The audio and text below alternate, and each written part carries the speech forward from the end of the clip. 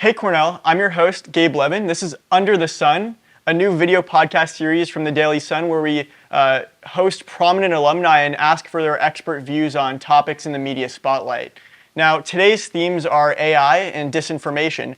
But before we get to that, I'd like to introduce my guest and ask him some questions about him and his time at Cornell. A personal hero of mine, Bill Nye is one of Cornell's most beloved alumni. Throughout his incredible decades-long career, as an acclaimed science communicator and outspoken climate activist, he's inspired millions upon millions of young learners around the globe to be more curious about the world around them. So without further ado, I'd like to welcome my guest, Bill Nye. Greetings, Gabe. Thanks for coming on the show. Thank you. Any questions on what we've covered so far? No questions. Okay. That's a joke, everybody. And I mention it because you said I'm getting people to be serious. It's true, but humor is important. Humor is very important. Back to you. Okay, so you've inspired so many young people, and I just want to know who or what inspired you to go into science communication? Oh, okay. That's an excellent question, but I'm so old. How old are you? I'm so old, I was at Cornell when Carl Sagan was teaching. And I took one class from him, and it changed my life. So Carl Sagan was an accomplished astronomer, predicted the composition of the Martian atmosphere, talked a lot about the greenhouse effect, and he used the phrase comparative planetology all the time, comparing Venus to Mars to Earth. But he was almost a poet. I mean, he spoke so eloquently. It really inspired me. But the other thing that happened, I went to engineering school while the U.S. was still a world leader in technology, but people were concerned. And a turning point for me was I was out in the workforce in 1980 or so. People decided to stop teaching the metric system, to take solar panels off the roof of the White House. And U.S. manufacturing produced both the Chevy Vega and the Ford Pinto.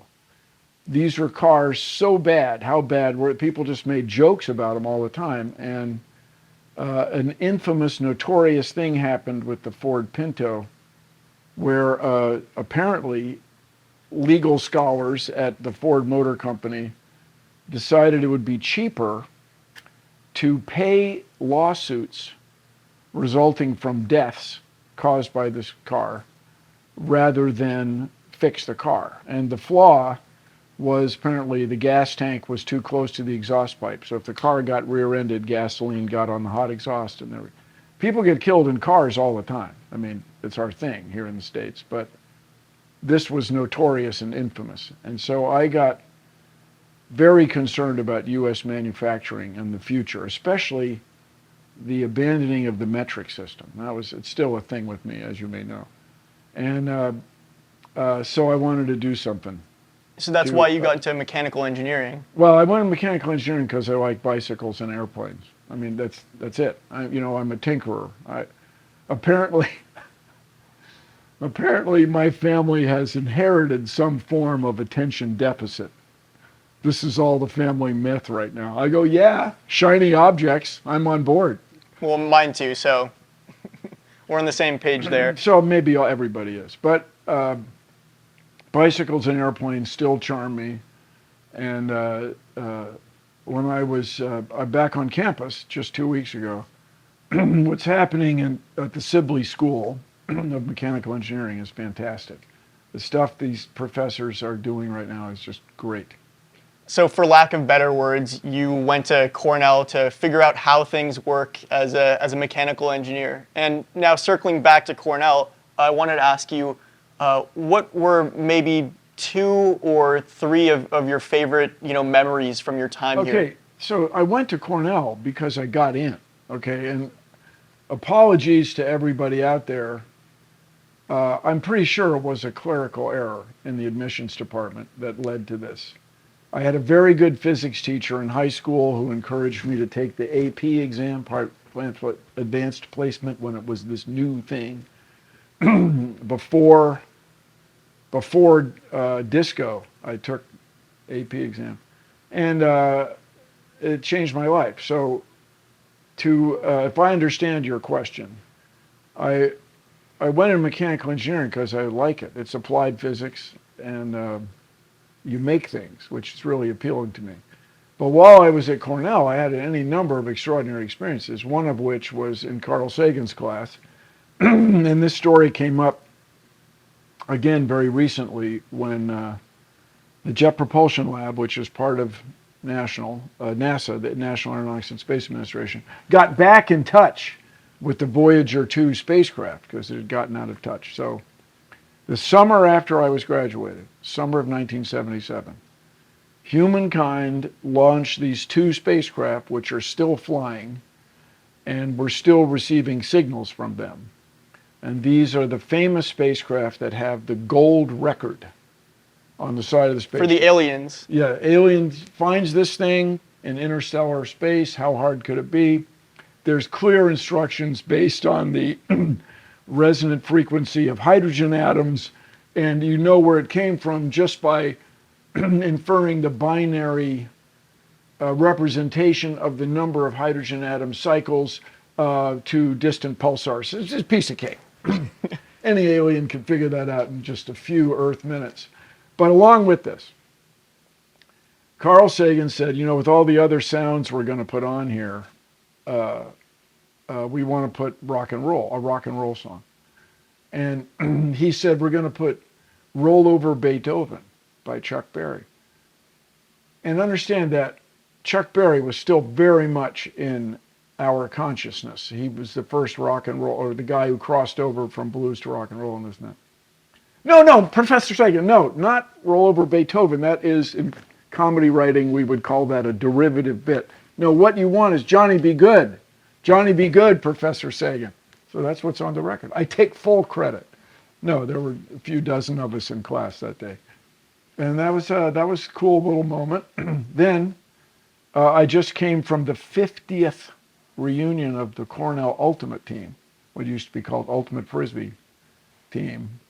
And learning to play Ultimate changed my life. I was graduated. I played with these guys who had gone to Columbia High School in New Jersey, Teaneck, New Jersey, where the game was formalized. Rules were printed. And I went to Seattle and I started the team. And Seattle still has along with Jeff Jorgensen, still has a tremendous Ultimate presence. A lot of Ultimate is played there. And so, and then I had a couple of experiences at Cornell that are just none of your business. They're just fantastic. Okay, I won't even get into that. But well, it largely had to do with women. Okay, so then you talk a lot about Carl Sagan, your experiences with him and learning under him. But I also want to know, were there any classes in totally different subjects like the humanities that inspired you to become who you are today? Well, everybody's favorite phrase there for a few months was cognitive dissonance. Everybody was talking about cognitive dissonance. So-and-so must have cognitive. They were not using the phrase properly. I took Psychology 102 or 20 something, excuse me, and the cognitive dissonance was spelled out, and we did experiments with cognitive dissonance, and it's all good. So that's something I learned at Cornell in the humanities. I also took Shakespeare, did okay, and that was remarkable. That to me, I mean, everybody talks about it, but the emotions, the kind of things people were doing in the 1600s weren't that different from what they're doing now, humans being what we are. So those are a couple of courses that were just great. I took some writing courses that I guess influenced me. I'm a major advocate of the serial comma. People call it the Oxford comma. People call it the series comma. Yeah, we don't have that at the Cornell Daily Sun. It drives me mad, but that's a different thing for my editors. The Cornell Sun doesn't use the serial comma. You wonder why we're not rated number one. I don't know what we're gonna do. I mean, you heard it here first. The editors, come on, listen to Bill Nye. Okay, so I'll tell you what. I'm so old. How old are you? I'm so old. When I was in 8th grade here in Washington, D.C. at Alice Deal Junior High, Junior high is what it used to be called. And it still says junior high on the mantle, on the lintel over the doorway, but it's now called middle school. I took print shop. I really did. And do you know this word kerning? My mom would. No.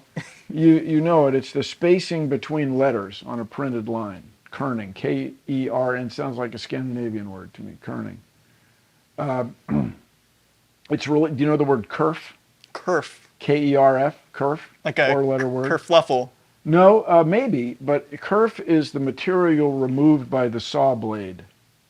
And when you're a carpenter or carpenting, you have to take into account the width of the saw blade, how much material is turned to dust. That's the kerf. Anyway, kerning is analogous, space between letters. So this was, you'd have a job case, the California job case, and all the letters were pieces of lead pieces. They were molded lead. And you put them in the job case, this box, you put the letters in. So having not to add a comma was literally a time saver. It's one more doggone thing to deal with. And the comma is quite thin, easy to drop, easy to put in upside down, turning a comma into an apostrophe essentially. And so leaving it out was of value. Now, that's not an issue. It's another keystroke on a keyboard, and I claim you lose meaning. Red, comma, white, comma, and blue is different from red, white, and blue. Well, I'm going to let my editors know. It's my strong opinion as an alumnus that we should embrace the series comma or serial comma. And it's in Strunk and White. For crying out loud, peoples. It's in the worship book of grammar from Cornell. You know, I wouldn't have expressed it this way as a young person. Really? Really? It's in Strunk and White, the series comma, serial comma, Oxford comma. My life's been a waste. Back to you, Gabe. Okay, so I think we've heard enough about the comma situation. I don't think we've heard enough. We'll leave the debate open. But so you talk about ultimate frisbee. I know I tried out, and the everybody on the team ran circles around me. Oh, that's the thing. The modern players, you guys. You know, when I played, it was a bunch of nerds. John Cohen, extraordinary. Joe Rena could run really fast. These guys. Don Ibeson, excellent athlete. Jim Herrick, oh my God. But, you know, now it's, you know, a shooting guard in basketball? Yeah. It's 7 of those people. Just running and running and running, sure-handed, whipping it back and forth. It's cool. It's what you'd expect. And we'll see what happens with the game. Right now, the game has become so offensive-oriented.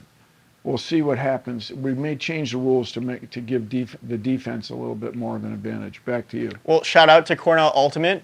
But what I wanted to know, I guess other than Ultimate, can you tell me about some of the other groups you were involved on campus? Well, so many years later in life, I was admitted to the Key Club, but I claim our class, fall of 72, spring 73, was the first time we took everybody's picture in mechanical engineering and put it on a poster, on a board, where everybody could learn each other's names more readily. And that was good. Margie Daly, an old friend of mine, took those pictures. She was in architecture, but she came over, she slummed over in Mechie and took the pictures. And I claim that I spearheaded that. That's a claim. It's up to you. But the other thing, you know, I'm really proud of is the clock. The Nye clock. Do you know what we're talking about here? The Nye clock on campus? On Rhodes Hall. Yeah. You know about this? So everybody, if you take astronomy, maybe not 101 and 102, but if you stick with it long enough, sooner or later someone's going to ask you about the motion of the Earth around the sun, which turns out to be pretty subtle. There's a lot of like extra little decimal places that you got to keep track of. And so if you know the time of year and the height of the sun above the horizon, figuring out your latitude is not that, it's not easy, but it's straightforward. Not easy for me, at least. Figuring out your longitude, where you are east and west, is very, very difficult without a clock. And so my father, maybe you heard this story, was a prisoner of war in World War II for 4 years. And he became very interested in sundials because they confiscated all their watches, the Japanese military. And so when I walked by Rhodes Hall for quite a while, there was no clock. There was a concrete circle, just a blank concrete circle looming over the athletic fields. And so it took me quite a number of years, but I petitioned to put a clock there, and the clock has a feature that lights up with sunlight, even on a cloudy day, at solar noon, when the sun is highest above the horizon, which is the moment when you're on the trackless ocean. It's the moment you wait for, looking at the sun with a smoked glass, welder's glass kind of thing. And then when you make it noon, then you can find your longitude. Back to you, and latitude, rather. So if I need to figure out my longitude, I should go right there to Rhodes Hall and look at that clock. Yeah, the longitude is pretty well spelled out now. It's on your phone. If I'm ever in a bind, I'll keep that in mind. Well, we all count on it. Look, you guys, everybody, clocks. Another course I took that was very influential, I had suppressed this memory, was the history of engineering. Bart Conta taught that, the same guy who taught thermodynamics. And clocks have way more effect on society than the wheel. If you live where trees fall over, inventing the wheel is not that hard. Like, if the trees fall over and you put stuff on top of the tree, you're going to be able to invent a wheel. If you have fallen trees, you can, oh yeah, that's pretty good. You can come up with a wheel. But inventing a clock is really difficult. But everything here depends on our ability to reckon time with this extraordinary precision. Back to you. Okay, so we've talked about clocks. Let's get a little bit more high tech. High tech than clocks? Modern clocks? Oh my goodness, we keep track of time to 11 decimal places. Yes, back to you. So I wanted to ask you, starting with our first topic today about the future of AI. Yes. I wanted to ask you what you think the future of AI and other technologies will look like when today's college students are your age. Oh boy, making predictions is difficult, especially about the future. But it's easier about the past. Yeah. Well, that's what, I'm not changing the subject. That's what happened. One of the crew here, everybody, Olivier is wearing a Washington Nationals hat. But what's changed... Our videographer. What's changed in baseball is the ability to keep track of all these extraordinary statistics. And it started with what he called predicting the past.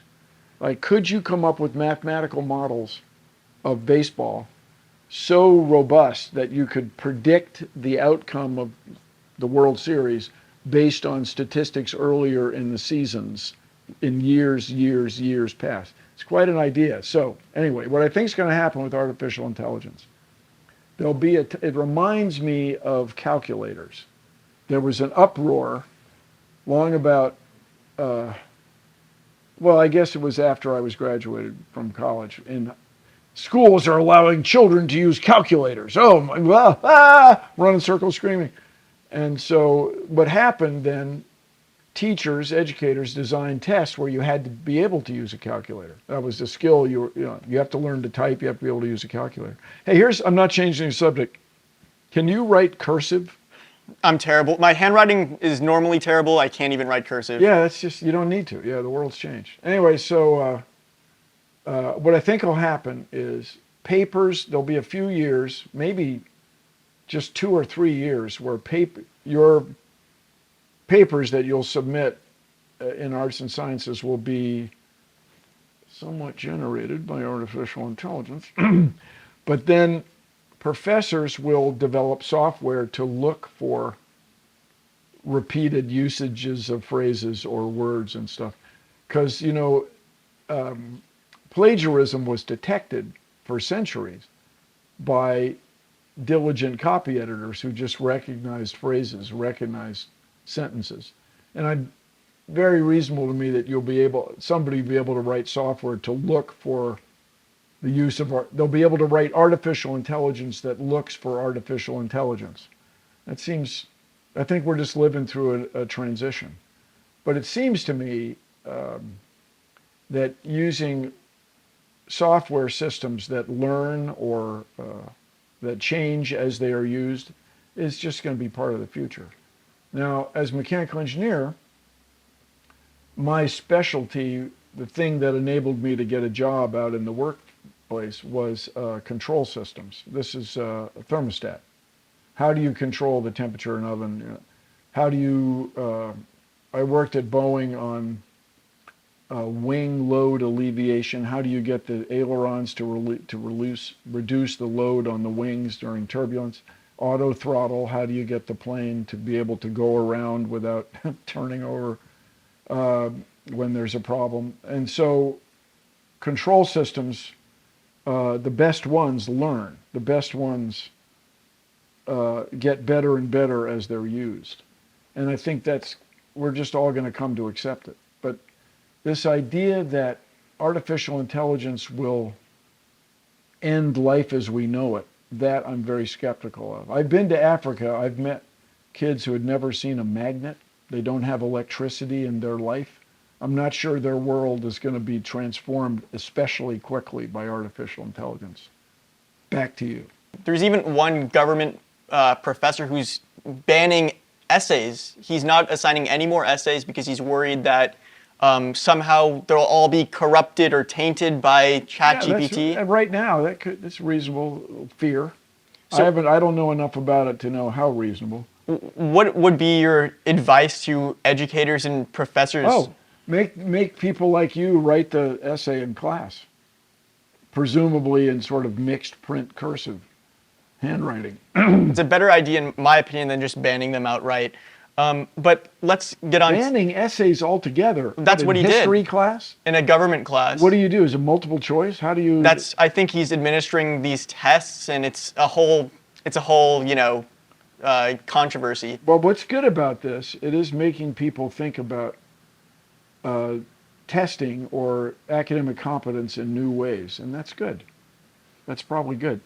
By the way, you guys, we're not going to declare artificial intelligence off.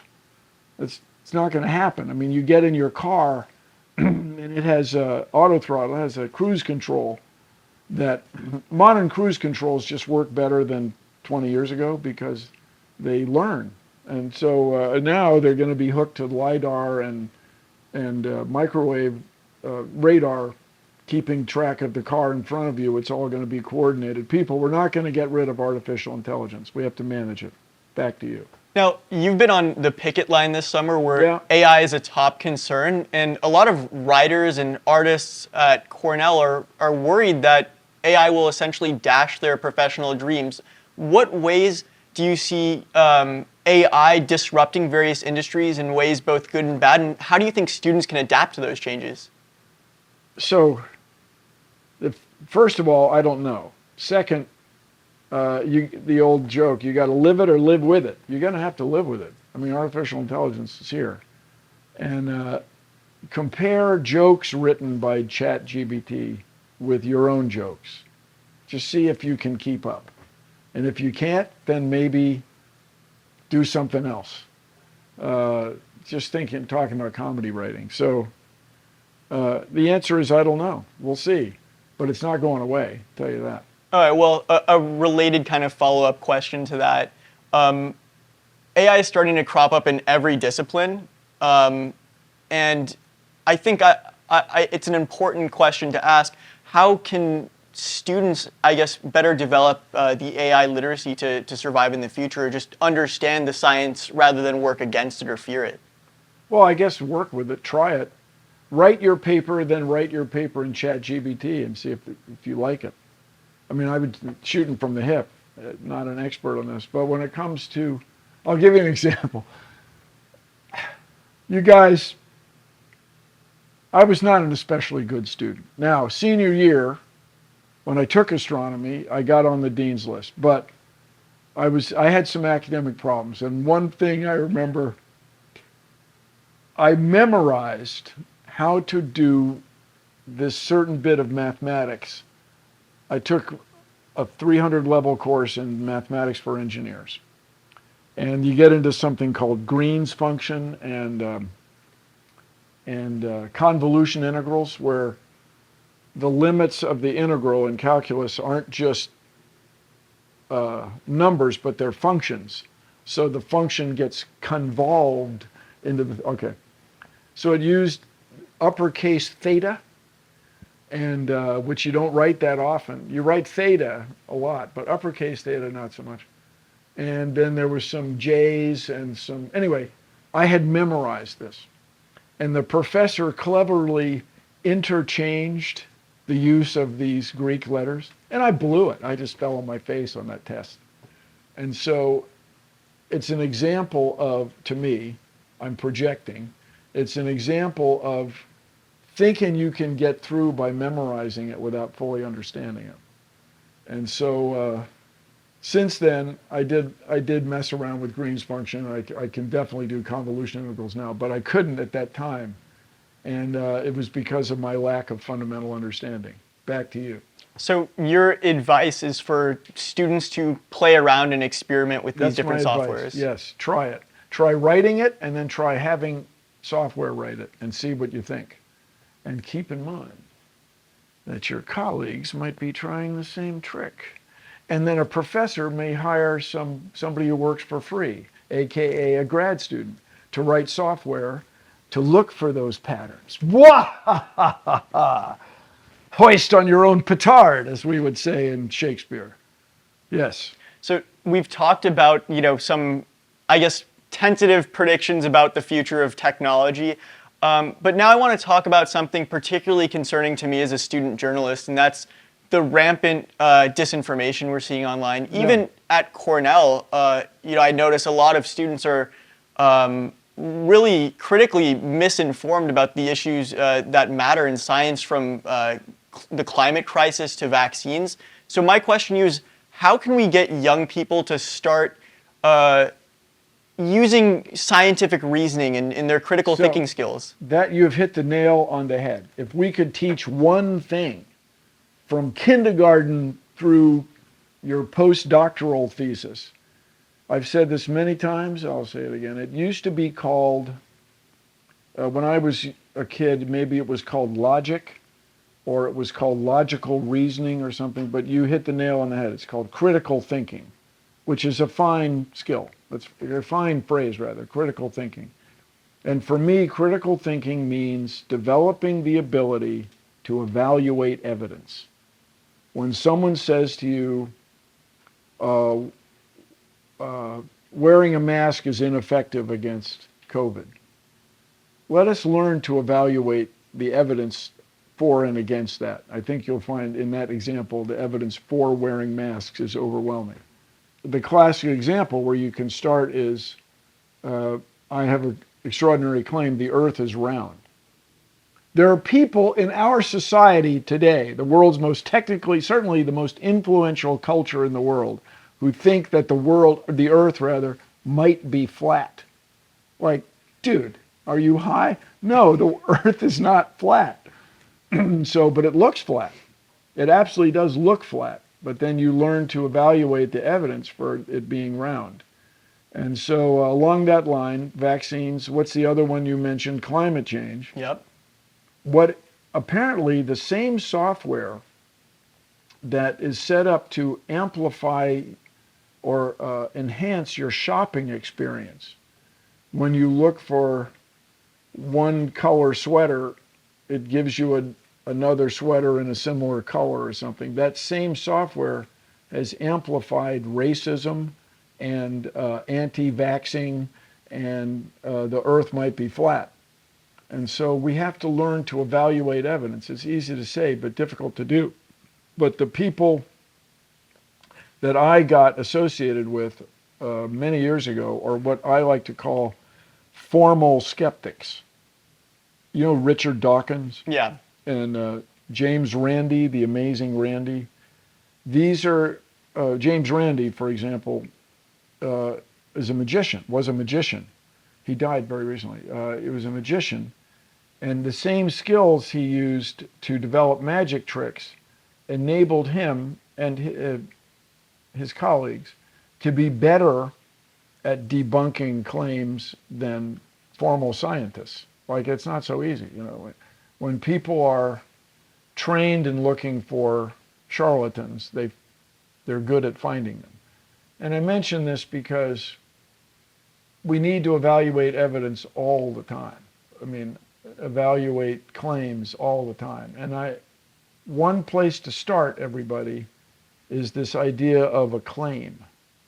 So if you have a claim that vaccines cause heart attacks, you can evaluate that claim. You can look at the statistics or actuarial data associated with that and find your way. If somebody says, I've done my own research online, okay, how good was that research? Evaluate that research. Probably not peer reviewed. Well, and then peer reviewed is an important thing. Who are the peers, you know? But in the case, shout out to the peers. Shout out to the peers. But in the case of climate change, I just remind everybody the evidence is overwhelming, and this is where you all are going to change the world. And by that I mean Cornell students right now are going to change the world. People of my vintage are going to age out, also known as die. And then you guys are going to be running the show, and you're not going to put up with this stuff. I mean, as Mike Mann, the lead author on the hockey stick graph, do you know what I'm talking about? The hockey stick graph. Yeah, the world has been this warm for millennia. Now it's getting warm like this, and he grew up in the Boston area. I guess he was around hockey. That looks like a hockey stick. The graph looks like a hockey stick. It's a very northeastern way of putting it. Well, I mean, and if you put a hockey stick on the graph, okay, it's a hockey stick-esque. No offense to French scholars, but the evidence for climate change is overwhelming. And what has happened is the fossil fuel industry has worked very, very hard to introduce the idea that scientific uncertainty, plus or minus 2%, is the same as plus or minus 100%. And that's wrong. That's absolutely wrong. And so you all are going to have to fight back on that. And you will, because as Mike Mann said, if this summer doesn't convince you, what do we need to do? Fires in Louisiana, where it rains all the time. What? There's fires, forest fires. Forest fires in Northwest Territories of Canada, the Arctic. There's fires? Whoa. And the smoke is in Washington, D.C. Like, you guys, this is it, man. This is it. And as Michael Mann points out, it's not going to be a tipping point as such. Climate change is just going to make things hotter and hotter and hotter and hotter. More and more climate refugees, more and more instability. And I'll tell you, if this Atlantic meridional overturning circulation, the AMOC, AMOC, if that stops, what we used to call the Gulf Stream writ large, now people distinguished between the surface Gulf Stream and the overturning circulation, but if that stops, man, that's going to be a drag. So you guys are going to fix this. Let's go. Let's get her done. But what will it take to convince people, short of actual catastrophe? Is there a way to, make people aware who don't believe in climate change? Like my crazy uncle, for example. Well, crazy uncle's an issue, but the crazy uncle's going to age out. So vote, you guys. And so I used to say the most significant election, presidential election in my lifetime was 2000, where everybody's talking about courts right now, but where the Supreme Court was charged with deciding an election. And they did what they could. They decided the election in a way that turned out to be very unfavorable for Earth, at least for humankind's ability to live on Earth. If Al Gore had become president, and people love to hate Al Gore. Oh my God, I mean, they hate me, and that's great, but people love to hate Al Gore. But if he had become president, the world would be quite different. The U.S., the world's most influential culture, would have done something about climate change. It may not have been much, but it would have done something rather than nothing. And you can argue about other decisions that were made by that administration that you might question. I took foreign policy from Wally Lefebvre, and I did something else really stupid. Oh man, Cornellians, do not do what I did. Oh man, I digress. But gosh, I blew the final in a rookie mistake fashion. All right, but that's neither here nor there. So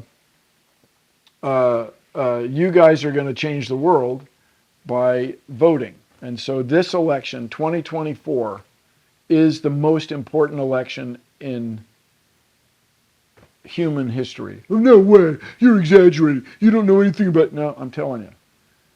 If the U.S. doesn't lead the world in addressing climate change is going to be an enormous problem for everybody, for 8 billion going on 9 billion people. 2024 is the most significant election ever. So vote. Take the climate into account when you vote. Don't make me come over there, people. This is it. And also what happened in 2000, we had a very well-intending third-party candidate, Ralph Nader, who did a lot of good things. He invented Consumer Reports, which was this democratic way of evaluating, for example, the Ford Pinto. And people say he got overwrought with the Chevy Corvair car, and be that as it may, the introduction of Consumer Reports is a good thing. But that taking 1%, 1.2% of the vote away from the guy who was concerned about climate change changed the world in a very unfavorable way. Do not go for that, people. When you have roses, what else do you have? Red buds. What do we have on campus? We have dandelions. There's only boy dandelions and girl dandelions. There's no in between. There's no third party dandelion. And so we have, in the World Cup, you end up with two teams. In the U.S. Open, you end up with two players. And so we have a two-party system, I believe, for the same natural forces. It's binary. That's just how it is. Everything else aside, when it comes to voting in 2024, vote with the climate in mind. Back to you, Gabe. Yeah, I was watching the Republican presidential debate, and I saw Vivek Ramaswamy say climate change is a hoax. Yeah, does he just say things, or does he? But he has a science education from an Ivy League university, and he's the nearest one to my age. So, I mean, that's worrying me about the future a lot. Yeah. So you guys, this may end my career. This will be another thing that ends my career. But research that guy. I didn't bring his name up. You brought his name up. But he sold his company the day before the Federal Drug Administration made his product unsellable. Coincidence? It was an Alzheimer's drug. I think it was. No, decide if that's a coincidence. Also, you guys, we're Cornellians, okay? Where any person can find instruction in any study from the get-go. Women were admitted in 1856, people. You have twice as many brains. I am all for the Ivy League, okay? I'm a product of it. It's all good. But, Josh Hawley, Ron DeSantis, these guys are products of the Ivy League? Really? Of treating everybody fairly and thinking deep thought? Really? I'm open-minded, of course. And this is why people hate me. But I don't hate you all. Just being from the Ivy League does not guarantee that you can think for a living. Back to you. Yeah, I completely concur with that. Now, one thing we have to talk about when we're talking about scientific inquiry, when we're talking about evaluating different ideas that may even come into conflict with our own beliefs or sometimes the truth. That's a core First Amendment type of value, and that's well, see, everybody at First Amendment. Now, look, I'm a mechanical engineer. I didn't, as everybody likes to say on television now, I'm not a lawyer. You're not allowed to have free speech with malice. You're not allowed to yell fire in the theater if you're trying to get people trampled. You're not allowed to do that. Like, free speech has a limit. But the thing about free speech is it still permits people, unfortunately, to lie or say things that aren't exactly factual. And exactly factual. Exactly fact. Well, now they're saying they're alternative facts, which is a whole separate crazy that was thing. An extraordinary moment. That never used to happen, and that is the downside of the software that created social media. That somehow this amplifies this idea. This craziness. And it wasn't intended, I don't think, by the software writers, but this turns out to be something you got to fight.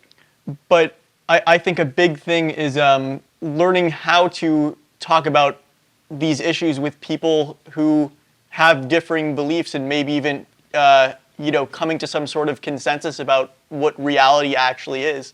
I know a lot of Cornellians, whenever a controversial speaker comes to campus, they shout them down. They say your words are violence. Go listen, you guys. Go listen. But have protest signs. Just don't shout. So what would you tell people, about engaging with the other side and whatever that issue might be? Well, you got to listen, but vote. That's what I say all the time. Vote with whatever you might call it, reasonable laws in mind, and fundamental understanding of the problem of climate change. Have that in mind when you vote. Really is extraordinary, you guys. These people, and people love to criticize and understand mixed feelings about the founding fathers and whoever influenced them. But this idea is really something. So you're going to have a king, right? This is in 1776 it started. No, we're not going to have a king. We're going to have a queen. No queen. What? That'll never work. What are you crazy? But it turned out to be that the U.S. Constitution has proven to be a model for lowercase l liberal democracies around the world. And so it's a lot of good ideas, everybody. Let's embrace them. But built in to artificial intelligence, to the U.S. Constitution, is change. Change is built in. And it's just remarkable and important to realize that, depending how you reckon, almost half, 40% of the U.S. Constitution is different than it was in 1786. These amendments have been written. Change is built in. And so you all are going to change things. So let's go. Let's get her done. Let's get on it. Your Cornell degree will be worth more the day after you graduate than it is the 2 days after you graduate than it is the day you graduate. Your Cornell degree will serve you through life. It is an amazing institution. Yes, it's exclusive inherently. And yes, it has flaws, of course, but it is a remarkable place, and I'm very proud to have been graduated from there. It was the greatest gift, and I thank my parents every day for that. It's just amazing. It was amazing. So carry on, Gabe. Well, it's been a pleasure having you, and I think we'll draw the interview to a close, but I just wanted to thank you again for coming on.